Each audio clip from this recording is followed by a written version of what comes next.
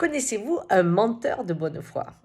Sûrement, et peut-être que des fois vous avez été un menteur de bonne foi. Alors vous allez me dire: «Oh mais Ghislaine, c'est pas possible, bonne foi et menteur, ça va pas ensemble». Si, il y a des moments où on est un menteur de bonne foi. Pourquoi?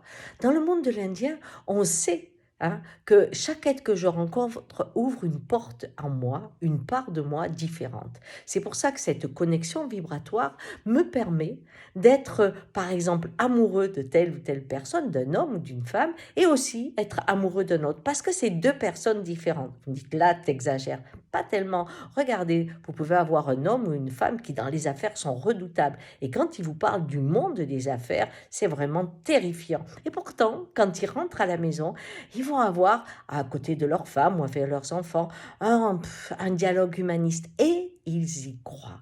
Combien d'hommes politiques ont ce double face? Ils sont aimés et haïs, pourquoi? Parce qu'une part d'eux, quand ils sont violents, méchants, durs, eh bien, ils sont haïs. Mais dans un autre part, eh bien, ils sont au contraire généreux, ouverts, et ils accompagnent. Et il y en a un qui est mort il n'y a pas longtemps, hein. Donc, on a ce double face en nous parce qu'on a des parts différentes, et selon avec qui je suis, eh bien, je donne une réalité de moi autre.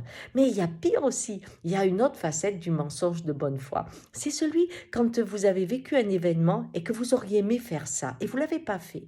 Vous mettez quelques années là-dessus et un jour, un jour, vous vous entendez le raconter exactement comme si vous l'aviez fait parce que vous l'avez tellement désiré, tellement senti en vous. Bon, que ce souvenir qui n'a jamais existé devient un souvenir réel. Vous voyez, le cerveau est très très complexe. Il y a bien sûr le menteur qui n'est pas de bonne foi. Le menteur, c'est quoi?